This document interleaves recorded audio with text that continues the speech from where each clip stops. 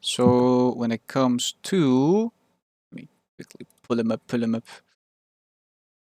We got 10 versus Josh. That default profile picture goes so stupid. The challenge profile picture. E10 versus all of challenge. Let's go. And the pixel counting, whatever E10's profile picture is nowadays, I have no idea. It's gonna be about 150 ping. Pretty okay. Too sweet. Yeah, And what else? Did the Pelican show us that?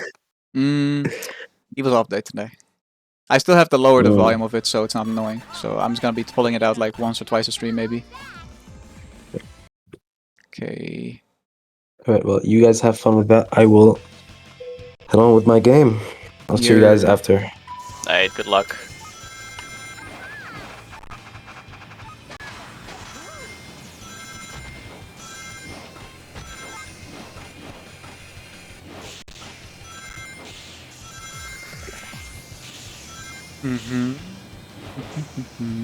So what can you can anybody tell me anything about Josh? What kind of player is Josh? Well, when I played him, he played 2 matches of Sonic Default, and he's kind of known to be playing Default, I believe. He's like probably one of the most aggressive players when it comes to tornadoes, as Ethan said earlier as well.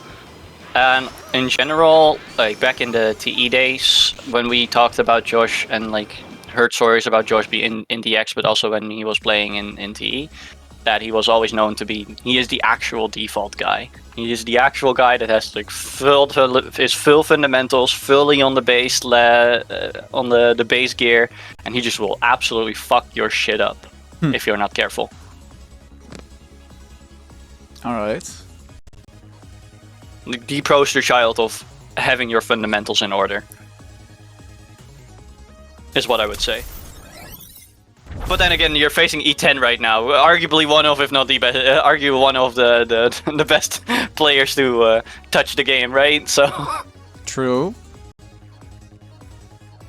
Okay, so splash. But who knows? But who knows? Can the creator of the mod actually play their mod? That's the question, right?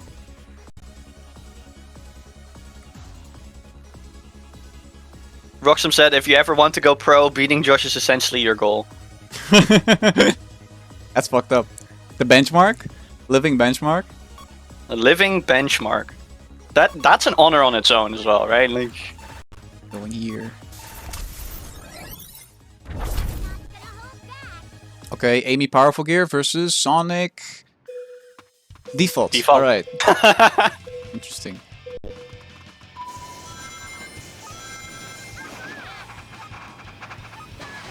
So valuing the ability to go uphill at the divot a lot, apparently, but still keeping the drift, which is pretty... it's never a bad archetype. It's essentially the speedrunning archetype, especially with because it's just so effective. I mean, also E10 really likes his drift, right? So yeah, he loves drift. In SRP, every character has less stats than they would have in other mods. So, ooh, that was a really clean B direction. What a catch! Okay, lags behind again. But yeah, like I said, every character has less stats than as they would in other versions of other mods, and that also applies to attacks. So, ooh, but the AoE still hits him, makes him go back to level 1. He's gonna level up immediately though. That's gotta hurt. Amy, yup, being speed type, not power. Yeah, people need. Ooh. Oh, that's the hammer. All right. Very aggressive gameplay style. I love it. I love it. I like the swerve, but it was not enough because E10 was very steadfast in his routing. Ooh, the level ups, and he is behind him again. Interesting. He wants that blood. He got beef. Mm-hmm. This is for all those missed dates. Okay, forcing him on the left. NATO. Yup, runs into it.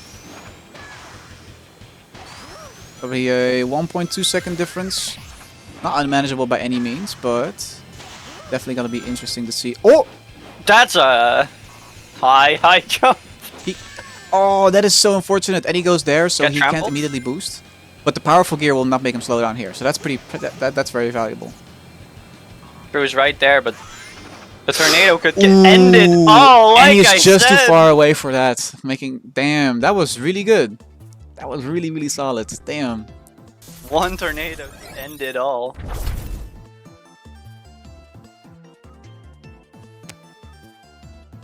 We're seeing Babylon Garden being banned, Illusion being banned, right? No, that Or was the game last one. That was still? game one. That was game one. That was still game one. All right. Then now we see Dark Desert Carnival, Green Cave, and Sky Road. Josh having done a little bit of his homework, knowing that E10 loves to play Sky Road. So Green Cave, Sky Road, Carney. Yo, it's all out of order. So like, I need to learn this order again. Book Carnival. What's DAD again? Dark Desert. Dark Desert. Dark there we Desert. go. Confirm. And then we go into Illusion.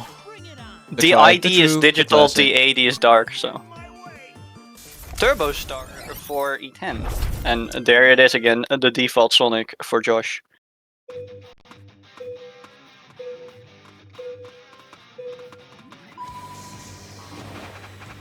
You know what I do? You know, it's kind of interesting that I'm not seeing E10 play Cloud actually. It is interesting, isn't it? He still goes for power, but his Knuckles has always also been notable here. There's no combat in this game, it's just early booster, which is receding boost duration at all levels. At level 3 it's plus 15, so it's like almost the perfect duration to get like good times with, because you can keep doing boost chains off of it. But this is a pretty big lead. Yeah, E10's early hit put Josh out of air, out of economy.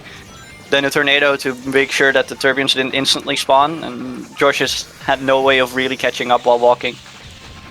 So it gives a big gap for E10 to just move forward on. Of course, he's going to get his level 4 soon as well, getting those little bit of extra stats, but Although Josh doing really well catching up. He up. missed a lot of choo-choos. Not only that, but he also opened up the power path, and now Josh is also again level 3. Not gonna take Magic Rail here. Ooh, but that NATO hit in a conspicuous corner. Ooh, that was evil. Didn't want. Yeah, Josh probably didn't want to drift dash too many times, and then he sadly did put himself in the angle of hitting that tornado. And right now, E10 sitting at that nice Phantom level 4. The OD. Let's see if I can bring the audio up a tiny bit, because it is quite low. There we go. That's better. It's a solid lead. But he needs it because he's behind. So again, pops a NATO. But more than enough screen space for. Oh, but didn't get top. Didn't get top path. Too focused with avoiding the NATO that he didn't prioritize the things that really mattered.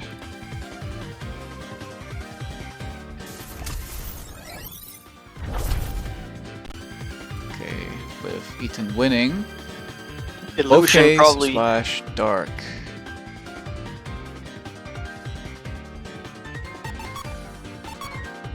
Alright, bring it on. And we're going to Ice. Ice Fac. We're in Ice Factory.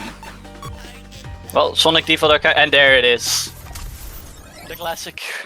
The E10R hovercraft. The one we all know him for. Yup. Okay, let's see this. But how does it pack out in his own game, right? In his own version. So notably, Cloud does not have the no speed loss on jump charge trait. I am not completely sure if it has ice immunity. I think it does. I mean, it always has ice, so... Yeah, but it can double up if it doesn't have that flag as well. So it has like double ice effect, but I think it's only once in this case. I think it's only once, yeah. Interesting things about most stages in this game is that nice rings in boxes have gone down on average. There's no 30 boxes on any stage. Maybe Dark Desert, like after like the first couple turns, still has a 30, but outside of that, most 30s have been completely removed, and instead there's now occupied by 20s. As That well is true. Like, as 30s are also an illusion that we don't need, though. the 30s are an illusion. No, the 30s are an illusion that players don't need. Like, just have proper ring collection and you're always fine, right? So right now, more of an emphasis is placed off of rings and. Well, off of Josh the doesn't catch-up get the system. railing. Josh didn't get the rail. That could have been his main chance. Oh, by far, he still has a level up to go. There it is. Full air tank now. Could use it to catch up with E10. Tricky tornado placement. A little bit close, so he immediately exited into QTE, but still slowed him down a little bit. There's now also barrels on the left side of that power path, so even in second you can still get a couple items there. Kinda nice. pretty fair. Josh catching up decently well, only being 1 second behind. The rail. Oh, didn't jump. Ooh, and he gets Didn't jump. No, he gets and he gets rocked fucked by a robot as well. No, and he in gets the one bottom pound. path. All going to shit. But you about to see this. You about to see the drill. 501 in the first fucking frame, by the way. I still think But I it's don't too think much. the gap. I don't think the gap is gonna get closed anytime soon, though. Yeah, E10 can play very, Also- very safe here. Doesn't need too many objects. Just while speed has like a lot of benefits in the early stages of of this stage, it's power that has the advantage in the later stages, right? Yeah, definitely. There's no MI, but just the shortcut being the fastest one in the like out of those three at the very end just makes it very prone to like be very, very powerful at like the last half of the lap. And with that, E10 moves on into his protege.